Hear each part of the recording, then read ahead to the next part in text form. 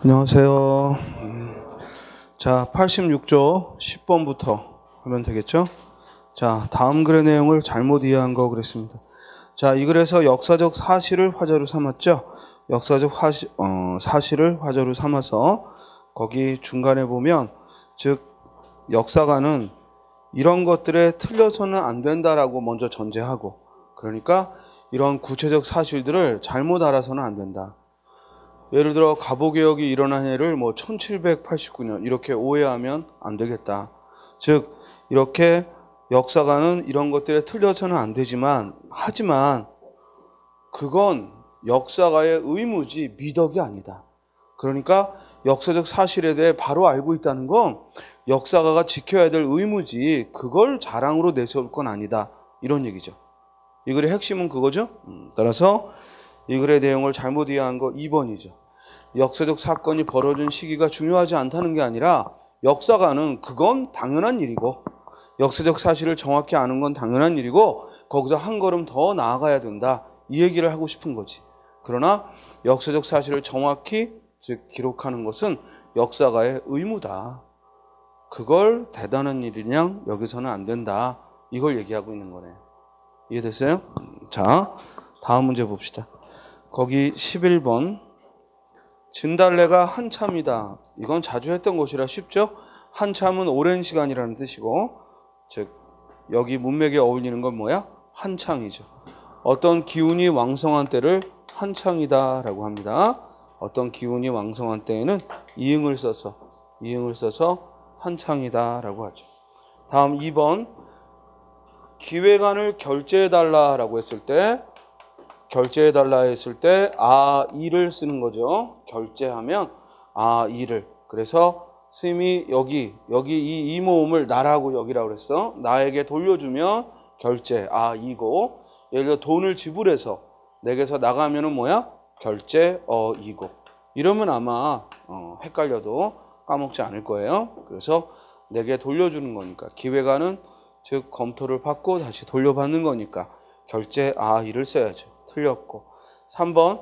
아버지를 여위다라고 했는데, 여위다는 살이 빠진다는 얘기고, 여위다는 살이 빠졌다는 얘기고, 여기서 뭘 써야 돼요? 돌아가셨다는 얘기니까 뭘 써야죠? 여의다라는 말.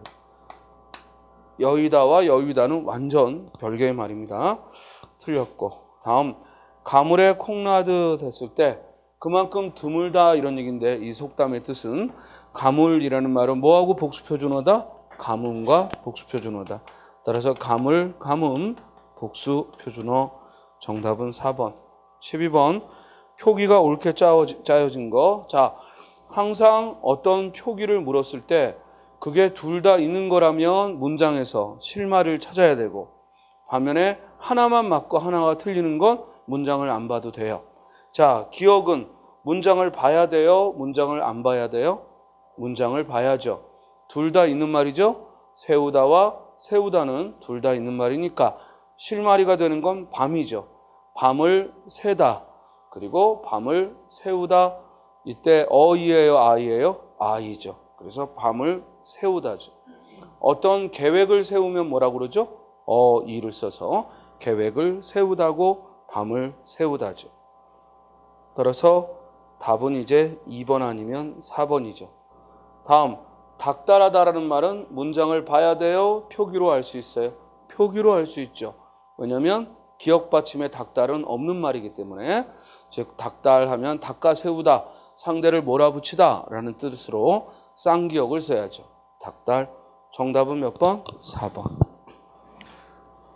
이렇게 항상 맞춤법 문제나 어떤 밑줄침말의 올바름을 물을 때 문장을 봐야 하는지, 아니면 그 문장에 즉 단어만 보고도 판단하는지, 여기서 시간이 굉장히 많이 차이가 나기 때문에 주의하시라고 했습니다. 이제는 시험이 가까워올수록 여러분들은 속도를 내는 거에도 관심을 가져야 돼요. 많이 아는 것도 필요하지만 그거를 100분 안에 제 시간에 풀어야 되고, 20분이라는 국어에게 주어진 가장 맥시멈 20분 안에 해결을 해야 돼요. 이해돼요? 그러니까 항상 보면 문장을 봐야 되는지 안 되는지, 독해 지문이 있을 때에도 어디에 중점을 둬야 되는지, 이런 점을 항상 염두하고 봅시다. 13번 봅니다. 축약을 물었습니다. 자, 축약에 대한 지식이 없으면 못 풀겠고 축약에 대한 지식은 있어야죠. 축약이란 뭡니까? 두 개의 의문이 만나 하나로 줄어드는 거야. A라는 의문과 B라는 의문이 만나서 C라는 하나의 의문으로 줄어드는 거고 1번 놓치다 하게 되면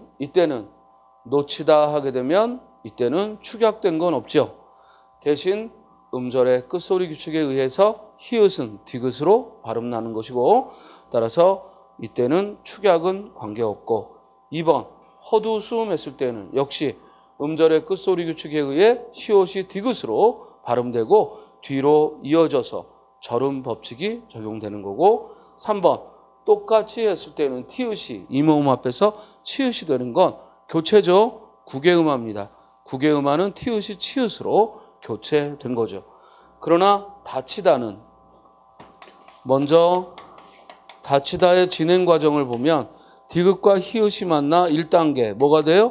다, 티, 다. 이때 축약이 일어나는 것이고 그리고 이렇게 축약이 일어난 후에 뭐가 돼요? 티읕이나 디귿은 이모음 앞에서 지읒, 치읒, 국외음화가 일어나니까 그 다음에 국외음화가 일어나죠. 이때는 교체가 일어나는 거죠. 따라서 축약과 교체가 모두 일어났다. 그래서 축약과 교체, 즉 축약과 국외음화, 곧 교체가 함께 일어났죠. 정답은 4번. 다음 14번. 중의적이라는 말을 알아야 풀죠. 중의적이라는 건 뭐다? 문장이 둘 이상으로 해석되는 거다. 1번. 철수가 정수가 흰 바지를 입고 있다. 이때 입고 있다는 진행상인지 완료상인지, 즉 이미 입어서 즉 완료상인지 아니면 지금 입는 것 진행상인지 중의적이죠. 2번 보고 싶다라는 말의 주체가 미화가 보고 싶어하는 친구가 많다는 건지 미화를 보고 싶어하는 친구가 많다는지 중의적이죠. 3번 간호사와 함께 환자들을 둘러본 건지 아니면 의사가 간호사도 둘러보고 환자들도 둘러본 건지 중의적이죠. 그러나 4번 모든 소년들은 좋아하는 소녀가 한 명씩이라고 했으니까 즉 소년들마다 각자 한 명씩 좋아하는 소녀가 있다라는 해석이 가능하므로 정답은 4번이죠. 다음 15번을 보면 밑줄 친 고와 한자가 같은 거. 자, 한자는 뜻글자야. 우리말 뜻을 알아야 그 한자도 짐작하죠. 구민들의 고충이라고 했으니까 어려움이죠. 고충은 어려움이고 따라서 어려울 고자야. 그럼 아래에서도 굳이 여러분들이 한자로 이 고자를 써본다고 생각하지 말고 어려움이라는 의미를 찾으면 되죠. 1번 신문고는 알리는 것이죠. 따라서 알리는 북, 알리는 즉 게시판, 신문고죠. 그러므로 이때는 북고자를 썼을 거고 2번 고민을 했다라는 것은 즉 예산을 확보하기 위해 어려운 생각들을 했다는 얘기고 따라서 이때 고민이라는 말이 가장 적절하겠죠. 어려운 문제에 봉착했을 때 우리가 생각해 보는 걸 고민한다라고 하죠. 이해돼요? 어떤 어려움이 없을 때 고민한다라는 말을 쓰지는 않죠. 따라서 고민이라는 말은 어려운 일에 봉착했을 때 씁니다. 정답은 2번. 고발한다는 얘기는 알리다 이 말이죠. 과소비의 실태에 대해 당사자가 아닌 사람도 신고하는 걸 고발이라 하고 당사자가 진행하는 건 고소라고 하죠. 따라서 고소는 소를 제기하는 거고 고발은 알리는 거야. 이러이러하게 잘못됐다라고 알리는 걸 고발이라 합니다. 따라서 알릴 고자죠. 4번 민원을 처리하기 전에 먼저 법에 저촉되는 것은 없는지 숙고하다. 깊이 생각해 본다는 거죠. 숙고라는 말은 깊이 생각하다. 그러므로 고자는 생각한다는 의미겠죠. 그렇죠? 정답은 2번. 16번 품사를 물었어요. 늑다의 품사는 뭐다? 동사. 여러 번 출제된 겁니다. 늑다는 동사입니다. 그럼 아래에서 동사를 찾으라고 한 거고 정답은 몇 번? 2번. 왜냐? 삼다의 경우 앞에 뭐가 있어? 목적어, 그를, 그리고 부사어, 조수로. 항상 삼다는 즉 목적어와 필수부사어를 동반하는 세 자리 서술어야. 그러므로 삼다는 동사죠. 굳이 삼는다 해볼 필요 없어. 삼다는 목적어를 취하니까. 선생님 목적어를 취하는 건 다 동사입니까? 당연하죠. 목적어를 취하는 건 우리는 타동사라 하고, 목적어를 취하지 않고 동사로서 활동하면 자동사라고 하고, 형용사는 절대 목적어를 취할 수가 없습니다. 따라서 정답은 2번. 빠르다, 다르다, 예쁘다 모두 형용사입니다. 다음 17번. 훈민정음에 관한 질문입니다. 우리가 2달 강의하면서 훈민정음에 대한 것 한 번 딱 설명을 하죠. 그 한 번에 시험에 나올 건 다 있습니다. 즉, 그 훈민정음에 관한 것, 그 기초 지식만 있으면 되고, 그리고 기출돼서 이미 나왔던 것들만 검토하면 굳이 잡다한 지식들은 알 필요가 없습니다. 자, 1번 보면 훈민정음이란 문자 이름. 그렇죠. 요것도 조심해. 훈민정음은 한국어의 이름이 아니야. 뭐야? 문자의 이름이야. 우리 한국어는 언제부터 즉 말에 쓰였어요? 우리 한국어는 언제부터 말에 쓰였어요? 아주 오랜 원시 시대부터. 있습니까? 그런데 문자가 등장했어. 그 문자가 등장한 게 1443년이야. 그때 등장했던 문자를 우리는 뭐라고 부르는 거야? 훈민정음이라 부르는 거예요. 그럼 그 이전까지 우리 말만 있었고, 그럼 문자로 뭘 가져다 썼어? 한자를 가져다가 우리말에 맞게 쓴 거죠. 이해돼요? 자, 따라서 훈민정음 문자 이름인 동시에 그 문자를 설명한 책의 이름이다. 그렇지. 훈민정음이라는 문자를 새로 발명하고 이걸 발표하면서 훈민정음이라는 책을 냈죠. 자, 설명서. 훈민정음이라는 문자에 대한 설명서로서의 훈민정음이라는 책은 뭐로 쓰여졌다?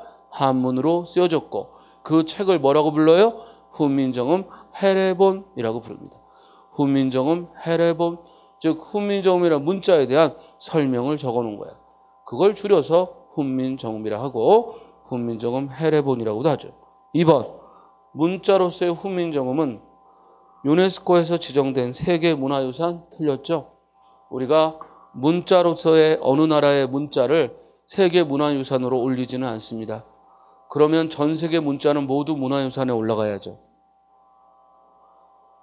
우리가 서양 사람들이 지정한 세계문화유산은 문자는 성경에 의해 한 가지 언어에서 하나님의 노여움으로 갈라졌다고 보기 때문에 언어 자체에 있어서는 특별한 의미 부여를 하지 않습니다.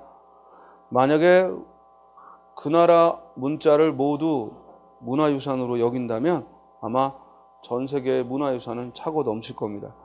그게 아니고요. 훈민정음이라는 책, 그러니까 훈민정음이라는 문자를 설명한 이 훈민정음이라는 책이 희귀한 거예요. 즉 다른 나라는 문자가 다 있는데 그 문자를 설명한 책은 없어요. 이해돼요? 아직도 알파벳이 어떻게 만들어졌는지는 이론이 많고, 아직도 한자가 어떻게 만들어졌는지는 이론이 많아요. 왜냐하면 설명서가 없으니까. 그런데 거의 유일하게 우리 대한민국에는 훈민정음이라는 이 문자에 대한 설명서인 훈민정음이라는 책이 있기 때문에 이걸 세계에서도 인정하고 세계 기록문화유산에 등재를 했습니다. 세계문화유산이 아니라 세계 기록문화유산에 세계 기록문화. 기록문화는 대부분 책에다가 부여하는 거거든. 그래서 우리나라에서는 즉 팔만대장경이나 아니면은 조선왕조실록이나 아니면 이런 훈민정음 같은 이런 훈민정음 해례본 같은 책이 세계 기록문화유산에 등재되어 있습니다. 세계문화유산도 아니고 세계 기록문화유산에 등재되어 있습니다. 그리고 이 문제는 이미 여러 차례 7급에서도 또 경찰직에서도 그리고 교육청에서도 여러 차례 이미 출제됐던 겁니다. 그죠? 정답은 2번. 훈민정음 해례본은 훈민정음 설명서죠. 따라서 한글의 음가와 제자 방법, 한글의 사용을 뭐로 적은 책이다? 한자로 적었죠. 다음 치두음과 정치음에 대한 내용은, 자, 선생님하고 공부하면서 치두음, 정치음이라는 말을 한 번이라도 들어봤습니까? 들어본 적 없죠. 이해돼요? 이 들어본 적 없는 거에 자꾸 손이 가면 안 돼요. 이해되나요?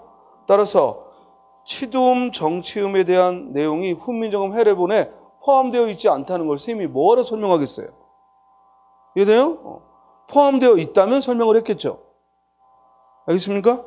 포함되어 있어서 우리 문자를 이해하는 데 중요한 거였다면 설명을 했겠지. 그렇지? 그러므로 우리가 알 필요 없는 지식인 거죠. 이건 틀리라고 함정을 파놓은 거야. 여기에 꼭 걸려 넘어지는 사람은 수업 내용을 신뢰하지 못하기 때문에. 시험장 가서 선생이 한 번도 말한 적이 없는 게 나오면 그냥 그거는 맞든 틀리든 신경 쓰지 마라. 알겠어요? 자, 17번의 정답은 2번. 우리 얼마 전에 풀었던 문제인가요? 이 고려시대 마지막 그 정몽주 어머님이 쓴 글이라는 거. 뭐 까마귀 있는 곳에 백로야 가지 마라. 너의 흰빛 까마귀들이 흰빛을 시샘할지 모르니까 가지 마라. 거기 선택지에 정몽주의 아버지가 쓴 거다. 자, 그런 문제에다 손이 가면 안 되죠. 우리 선생이 그거 가르치면서 야 이건 정몽주 아버지가 쓴 거야. 이건 정몽주 어머니가 쓴 거야. 이런 거 강조한 적 있어요? 없어요. 그럼 무시해버리는 거야. 그걸 한 번도 들어본 적이 없는데 그 자리에 앉아가지고 이게 아버지가 썼을까? 어머니가 썼을까? 바보지. 그런 것만 안 하면 돼. 그런 바보 같은 짓만 우리가 안 해도 하나 둘은 더 맞힐 수 있어요. 다시 한번 강조해. 배우지 않은 게 보이면 무시해버려. 아세요? 배운 걸 가지고 판단해. 이해됩니까? 그러면 여러분들이 100점도 가능합니다. 항상 스스로 생각하니까 문제인 거예요. 시험장 가서 공부할 때 스스로 생각하고 의문을 가져야 되는데 시험장 가서 스스로 생각해. 그게 문제라는 거예요. 선생님 창의적으로 문제를 풀어야죠. 닥쳐 임마. 그건 말도 안 되는 얘기지.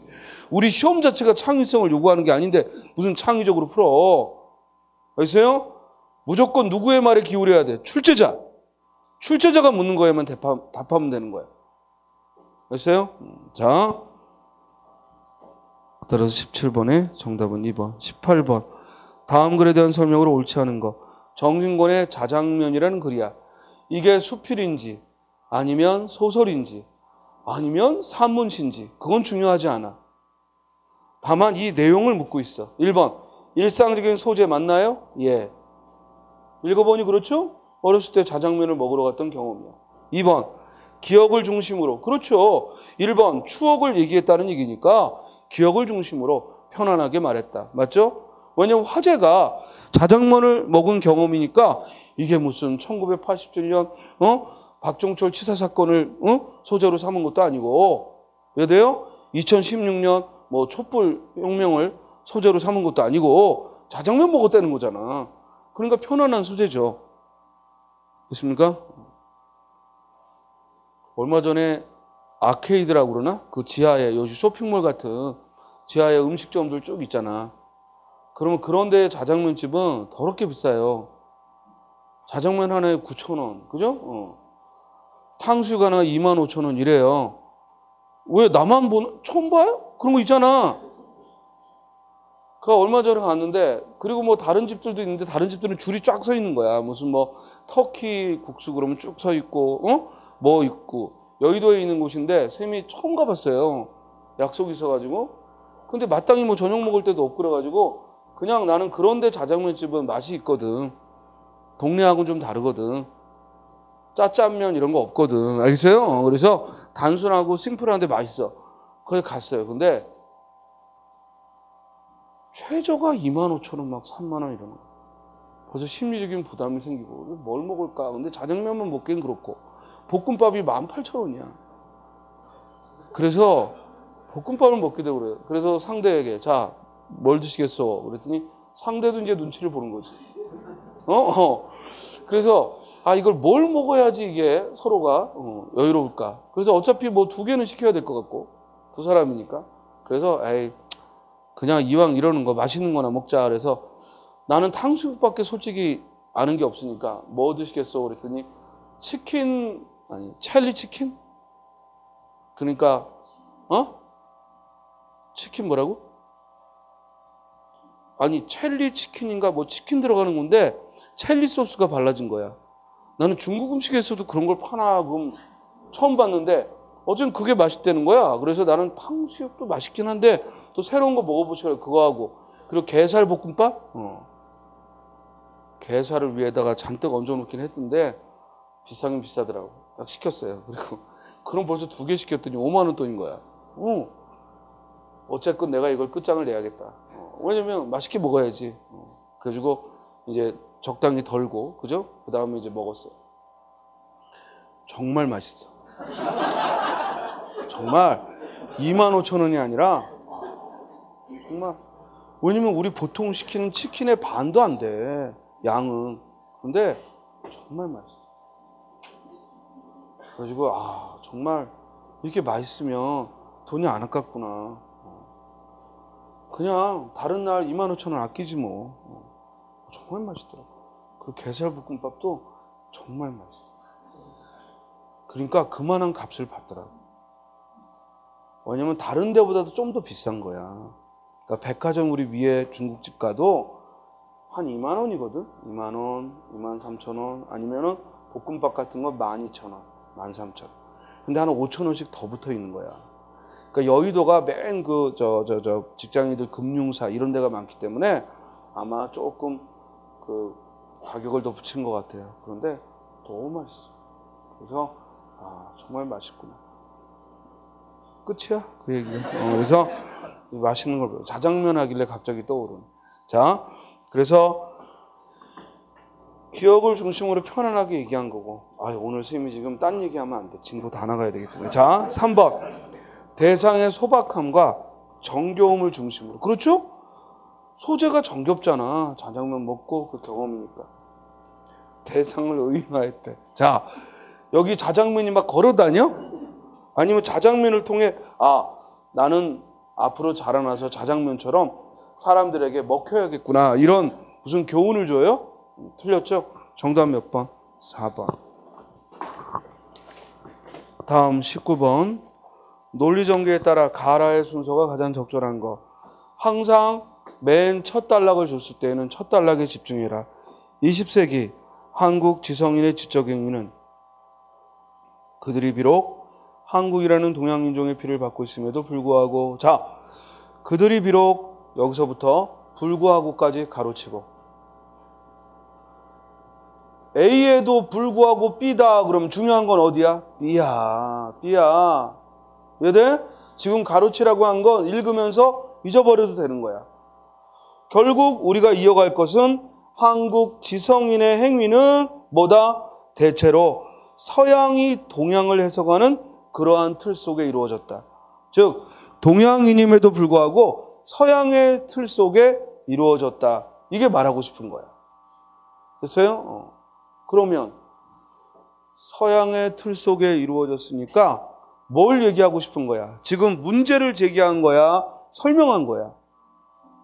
지금 이게 우리가 몰랐던 걸 설명한 거야? 아니면 문제를 제기한 거야?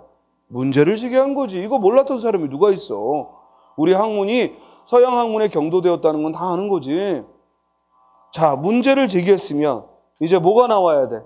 그에 대한 반박이나 또는 그에 대한 대안 등이 나와야겠죠? 자, 가를 봤더니 그러나 그 역방향.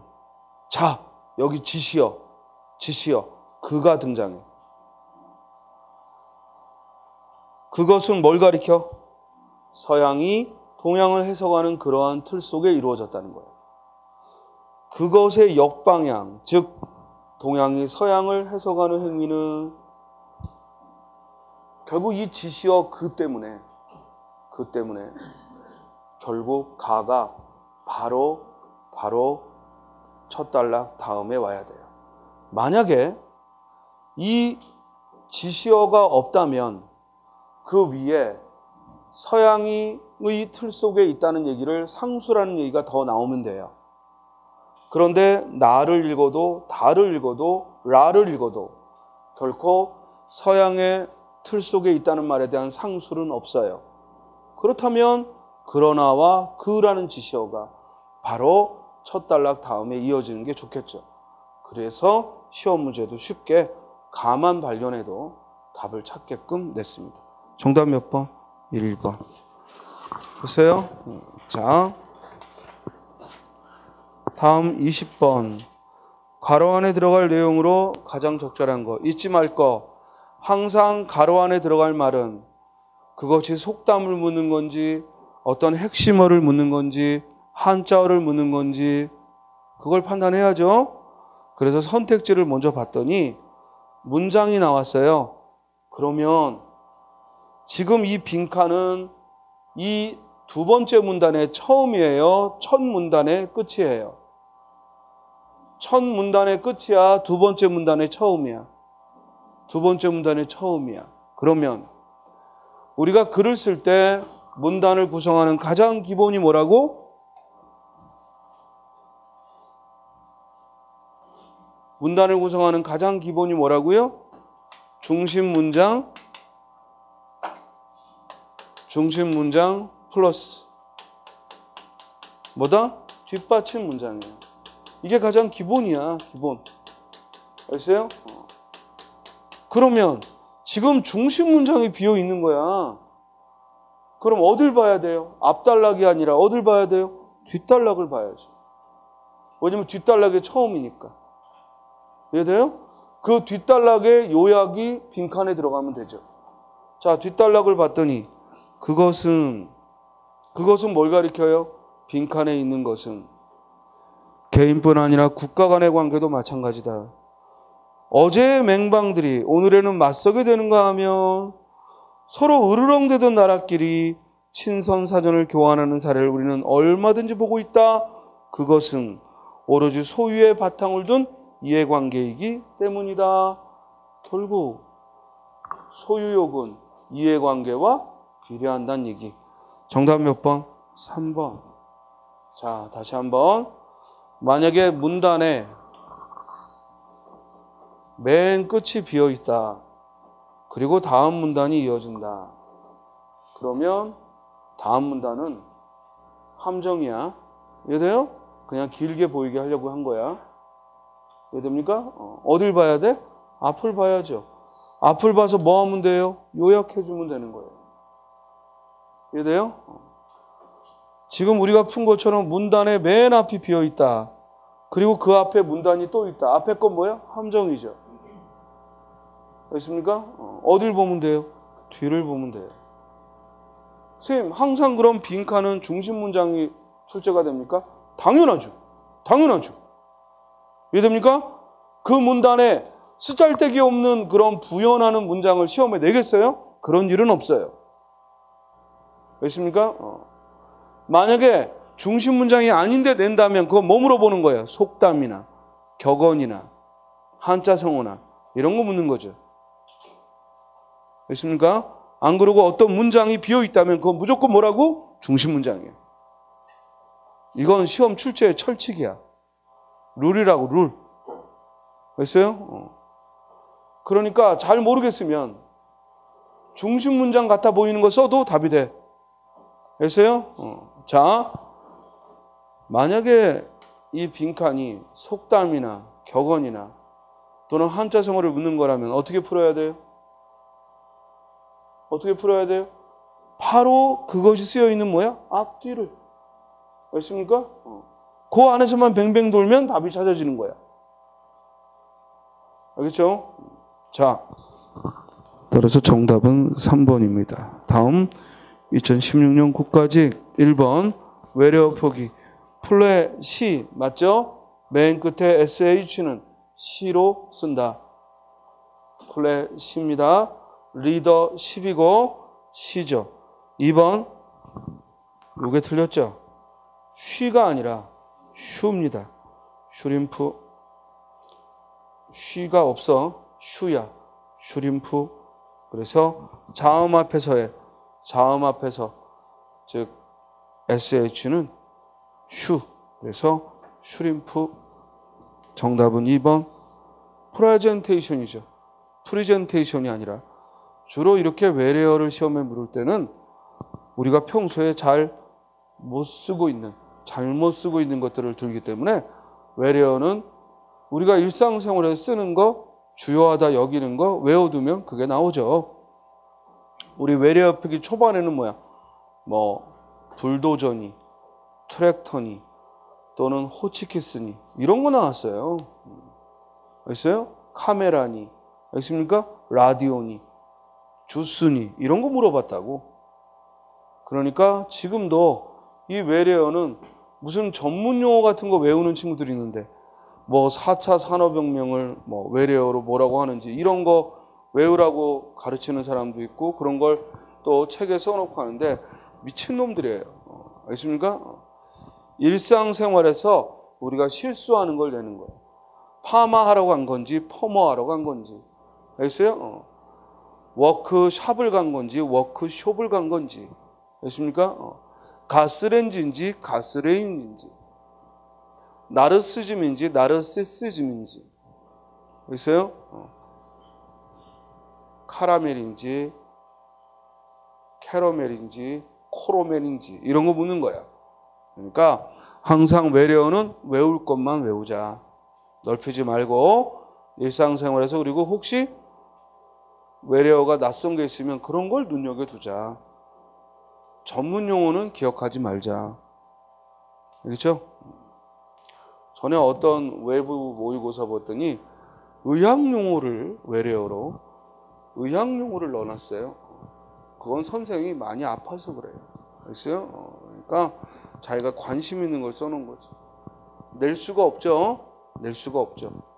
그러니까 일상적인 용어를 기억하면 돼요. 자, 뉴턴이고요. 2번 보조사의 의미를 설명했다. 옳지 않은 거. 그렇게 천천히 가다가는 지각하겠다는 거. 그러니까 그렇게 천천히 가다간 지각한다 하고 다른 행위와 대조한 게 아니라 뭐 한 거야? 뭐 한 거야? 강조한 거죠. 그래서 다른 행위와 대조한 게 아니라 강조한 겁니다. 정답은 몇 번? 1번. 지금 이 문제는 는이라는 보조사가 대조의 의미로도 쓰이고 강조의 의미로도 쓰이고 한계의 의미로도 쓰이고 주제어를 드러내는 데도 쓰이고 이렇게 다양하게 쓰이기 때문에 그 차이를 물어보고 있는 거예요. 자, 2번에 웃지만 말고 한정한 거죠. 그 다음 단추는 단추대로 따로따로 구별되는 거죠. 그리고 바람조차 분다 하면은 어떤 것이 포함되고 그 위에 더하는 거죠. 설상가상으로 그 위에 더할 때 뭐뭐조차라고 하죠. 이런 건요. 사람마다 꽃을 기른다 이러면 동네 사람마다 꽃을 기른다 하면 한 사람 한 사람 각각 이런 의미가 되는 거고. 그렇죠? 보조사는 의미를 더해주는 거야. 알겠죠? 그렇기 때문에 그 보조사의 의미를 우리는 그냥 우리말이라 의식 없이 막 쓰지만 막상 어떤 의미가 들어있냐라고 물었을 때는 쉽지 않아요. 특히 은는이 어려워요. 다른 건 좀 의미가 한정되어 있는데 은는이 좀 어려워요. 그렇기 때문에 은는은 이번에 한 번 더 복습하시기 바랍니다. 다음 페이지.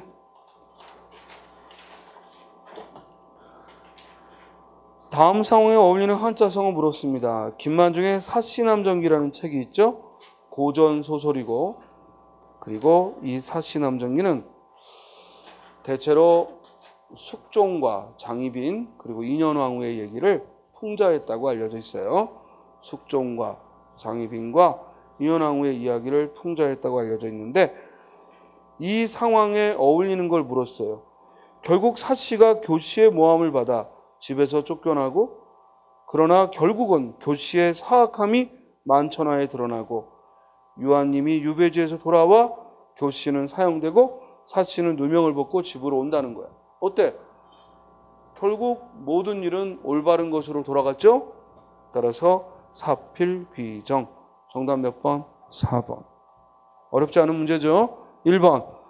교원영세, 교활한 말과 얼굴 비치고 절치부심. 분하다는 게 꼭 들어가야 돼. 분해서 속을 끓이는 게 절치부심이야. 만시지탄은 뭐야? 뒤늦은 후회죠. 만시지탄, 기회를 놓쳤다. 뒤늦은 후회를 만시지탄이라 합니다. 사필 규정이죠. 만약에 사필 규정이 안 나오고 권선징악이 나와도 결국 같은 답이죠. 이왕 사시남정인계가 나왔으니까 여러분들이 알아둬야 될 건 여기 유한님은 숙종을 비유하고 그리고 사씨는 그 부인 사씨는 인현왕후를 그리고 교씨는 장희빈을 그래서 그 남편인 유한님은 숙종 임금을 비유하고 그리고 사씨는 인현왕후를 그리고 교씨는 장희빈을 이렇게 빗대어 썼다 이렇게 알려져 있습니다. 자, 김만중의 또 다른 중요한 소설이 뭐예요? 구운몽이죠. 구운몽. 즉 사시남정기와 함께 구운몽이 있죠. 구운몽은 유교와 불교와 도교가 유불선 이 유교, 불교, 도교가 모두 포함되어 있는 그런 소설이고 궁극적인 주제는 불교의 공사상이죠. 불교의 공사상인데 이 구운몽은 문학사적으로 어떤 소설의 효시다? 몽자류 소설의 효시다.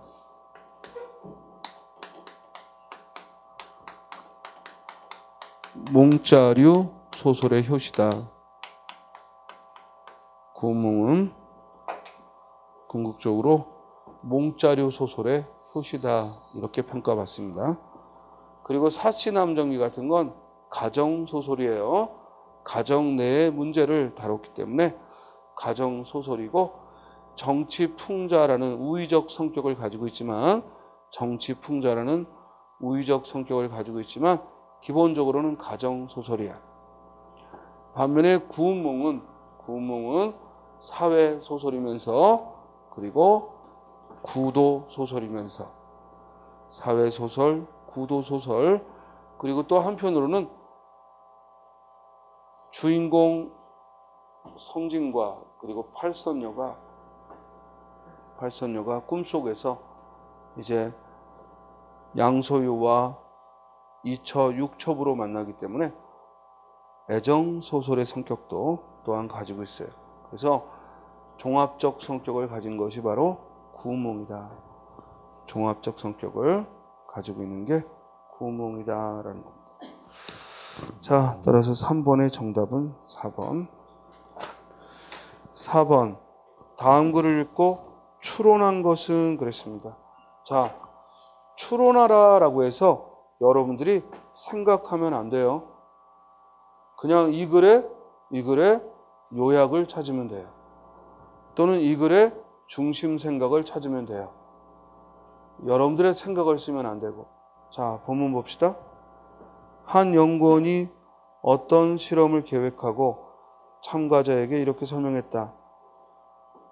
여러분들은 똑같은 일과 똑같은 노력을 그리고 보수는 5만 원입니다. 실험 참가들이 작업을 마치자 세 부류로 나누어 즉 차등 지급했고 파트너가 받은 액수를 제외한 나머지 보수를 받은 것으로 기억하게 했다. 그 후 보수를 받고 난 후에 기분이 어떤가를 물었더니 즉 3만 원을 받은 참가자가 가장 행복할 거라고 여겼는데 왜냐하면 다른 사람의 보수를 받고 그 나머지를 준 거니까 5만 원인데 내가 3만 원을 받았다는 얘기는 다른 사람이 2만 원을 받았다는 얘기니까 그래서 가장 즐거울 거라고 봤는데 결과는 예상과 달랐다. 3만 원을 받은 사람은 2만 5천 원을 받은 사람보다 덜 행복하게 했다. 즉 자신이 과도하게 보상을 받아 부담을 느꼈기 때문이다. 왜? 같은 일을 했는데 같은 시간 애를 썼는데 내가 5천 원 더 받은 게 즐거워 이게 아니라 부담이 됐다는 얘기죠. 이게 원래 사람의 본성이에요. 있어요? 그런데 이 극도로 끔찍한 이 자본주의가 더 많이 버는 걸 행복하게끔 우리를 변질시킨 거예요. 사실은 똑같은 거거든. 우리가 받아야 할 몫은 똑같아. 근데 문제는 누가 더 많이 가져가 버렸거든. 그러면 미안해해야 되는데 자기가 잘나서 자기가 더 뛰어나서 이렇게 받은 것처럼 착각하게 그렇게 교육을 시킨 거야. 그래서 이 실험을 통해 우리가 얻어진 건, 인간은 뭐야? 공평할 때 즐겁다는 얘기야. 우리 적게 받아도 억울하겠지, 그죠? 그러나 많이 받는다고 기쁜 건 아니라는 거야. 왜냐하면 똑같은 일을 했기 때문에. 이해돼요? 정답 몇 번? 1번. 그래서 자꾸만 공무원 사회에 성과급을 도입하겠다, 뭐 능력에 따른 차등 보너스를 주겠다. 정말 나쁜 사람들이에요. 그러면 공무원들의 안정적 유대감은 한 방에 깨집니다. 됐습니까? 똑같이 선생을 하고 있는데 담임을 해서 좀 늦게 끝나면 몇만 원 수당을 더 줘도 그 사람이 나보다 더 애들을 반에 들어가서 다루니까 아무도 불평 안 합니다. 그런데 똑같은 선생한테 너는 더 우수하니까, 우수 선생이니까 보너스로 더 주겠다, 이러면 이제 교직사회의 우정은 완전 깨지는 겁니다. 이걸 자꾸만 하려고 했던 게 이명박 시기입니다. 우리가 앞으로도 설령 문재인 정부에 와서 또 이런 짓거리로 어떤 공무원 사회를 성과급으로 바꾸겠다라는 그런 얘기를 떠든다면 그건 지지할 수가 없는 것이고, 그런 얘기 할 사람도 없으리라 보지만 아직도 공무원 사회에 그런 걸 추진했던 놈들은 여전히 공직사회의 정책을 움직이는 그 자리에 아직도 있습니다. 이들은 조금만 기회가 있으면 또다시 우리를 분열시키려고 하고, 똑같은 일을 했는데 누군가에게 더 먹을 걸 줌으로써 결국 자기가 잘난 척, 그래서 동료들과의 화해를 깨는 이런 일이 지금 공무원 사회에서도 시도가 됐던 적이 많다. 우리 어제 뉴스에서도 봤죠? 은행 그리고 기타 조그만 금융회사도 전부 다 국회의원 아는 사람 또는 자기 뭐 아는 친척, 블라인드 면접이라는, 공평한 면접이라는 개소리를 떠들면서 결국에는 점수도 안 되는 것들을 뽑아준 거예요. 그래서 대한민국은 필기시험 안 치면 그건 다 또 흥분되는데, 하여간 필기시험을 안 치면 무조건 부정이야. 이건 100%. 우리는 의식이 없어. 왜? 스스로 대한민국에서 내가 위험하면 이 나라가 나를 보호해 준다는 믿음이 없기 때문에. 그래서 내 자식만 일단 먼저, 우리 식구만 먼저, 우리 친척만 먼저, 이런 의식이 너무 뿌리 깊기 때문에. 그래서 공정한 면접은 불가능합니다. 그래서 공무원 시험 면접에 의해 좌우되는 경우는 없습니다. 만약에 어느 날 면접에 의해 좌우하겠다 하는 순간 여러분들은 시험 그만둬야 됩니다. 그리고 동네 구의원이라도 좀 쫓아가서 아부를 해야 됩니다. 그런 사회 끔찍하잖아요. 안 그래요? 시임 때만 해도 은행 가려고 공부하는 애들은 한 1년, 2년 우리 공무원 시험 준비하듯이 하면 다 합격했어. 알겠어요? 근데 지금은 안 돼. 면접을 뭘 대비할 거야? 알겠어요? 아니, 감독관이 이 새끼 붙이고 이 새끼 떨어뜨리려고 마음 먹었는데, 알겠습니까? 그날 면접 1시간을 보면 뭐해? 하루를 보면 뭐해? 이미 얘 붙이려고 딱 해놨는데 얘는 떨어뜨려야 되는데 흠 잡으려면, 알겠어요? 뭐 하나 어려운 거에 대해서 대답 못하면 지식 부족, 너무 대답 잘하면 쓸데없는 지식이 많음, 알겠어요? 결국 떨어뜨리는데. 나는 그 뉴스 보면서 정말 적폐청산하는데 정치권이 문제가 아니라 그딴 식으로 한 자식들은 여기 주한역에 싹 걸어놔야 돼. 대한민국을, 은행을, 공공기관을 자기 것으로 여기고 부정을 한 새끼들. 하늘을 우러러 정말 너무 많은 부끄러움을 가진 새끼들. 이런 것들은 우리 사회에 정말 적폐고 젊은이들의, 젊은이가 아니지, 그냥 이 대한민국에 살고 있는 우리들의 정말 한 가닥 꿈을 짓밟는 그런 나쁜 것들이에요. 최순실보다 더 나쁜 것들이에요. 하여튼 정말 그런 것들을 그냥 두면 안 되지. 그런 것들은 싹 잡아들여서 전부 그렇게 해서 들어갔던 놈들 다 내보내야지. 근데 그냥 두고 그 우대가리들만 자르면 뭐예요? 그렇게 해서 부정으로 들어간 놈들은 살아있는데, 그 놈들은 버티는데, 이미 뭐 5년 전 일이고 6년 전 일이고 월급도 다 토해내게 해야지. 다 받아내고. 그러면 다시는 그런 짓 안 하죠. 그러나 부정으로 들어갔던 어쨌든 뭐 나중에 이미 들어오면 손을 안 댄다 이러면 그 뿌리는 계속 이어지는 거예요.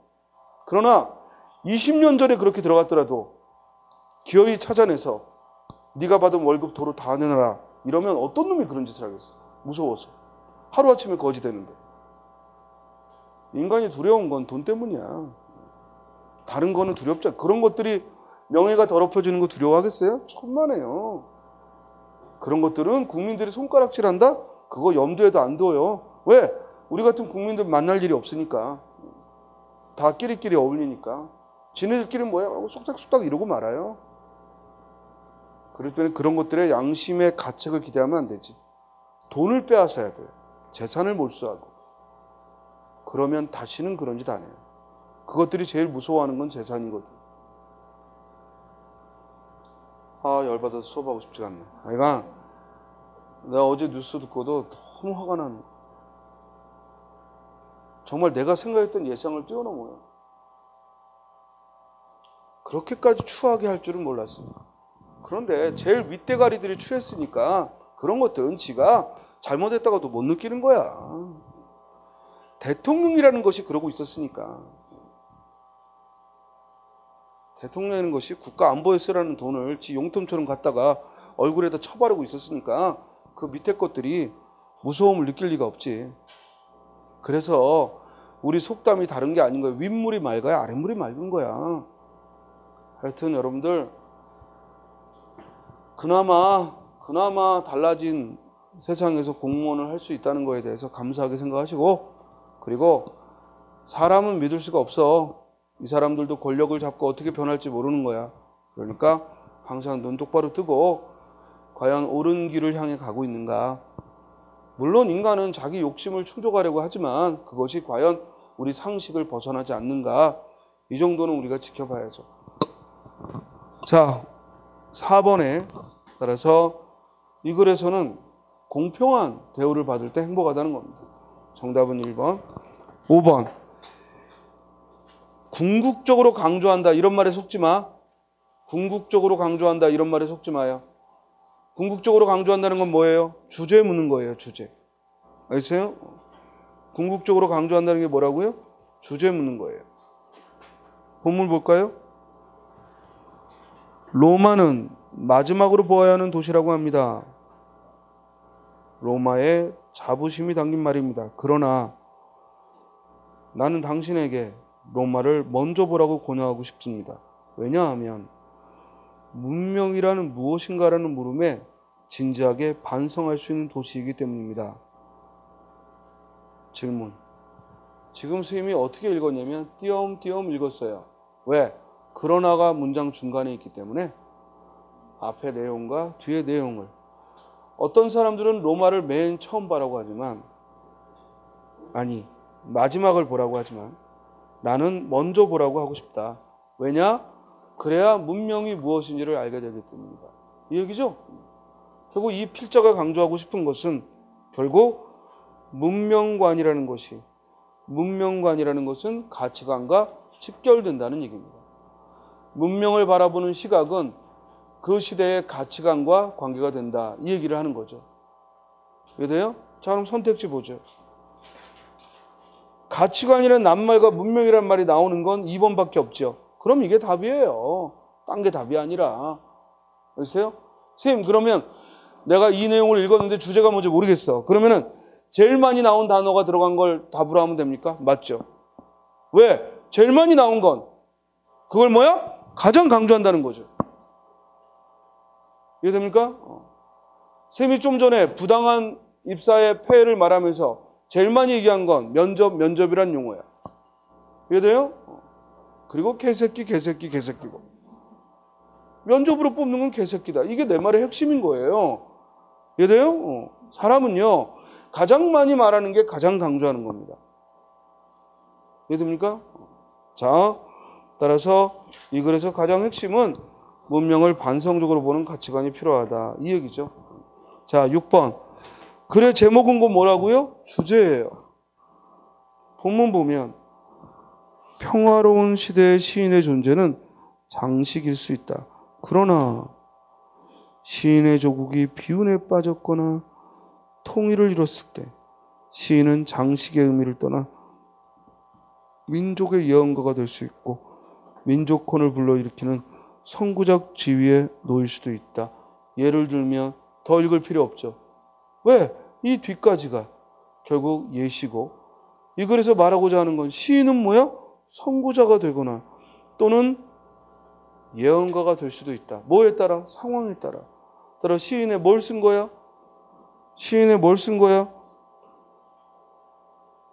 뭘 쓴 거야? 시인이 선구자가 되거나 또는 민족의 예언가가 돼야 된다. 사명감 얘기한 거 아니야? 그렇죠?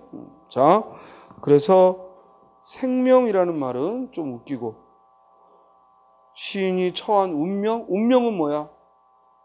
운명은 뭐야? 따라야 할 거죠. 그죠? 내가 결정하는 게 아니라 따라야 할 게 운명이죠. 그래서 우리 대부분 뭔가 자기 생각을 대의명분을 삼을 때 뭐야? 아, 이건 운명이다. 우리 여학생들한테 너와 나의 만남은 운명이야. 이거 다 거짓말이야. 아세요? 스스로 판단하지 못했다는 얘기야, 그 말은. 이해돼요? 오히려 그보다는 나는 너를 만나기로 결정했다라고 해야지. 됐습니까? 그래야 책임을 지지. 아, 너와 나의 만남은 운명이야. 이런 새끼는 꼭 나중에 너와 나가 헤어지는 게 운명이야. 이러면서 또, 그러고 가는 새끼야. 그러니까 결정을 해야지. 됐어요? 운명 안 되죠. 그렇다고 이게 무슨 혁명하라는 게 아니잖아. 정답 몇 번? 3번. 즉, 주어진 명, 사명감을 얘기했습니다. 잠깐 쉬었다가 이어하죠.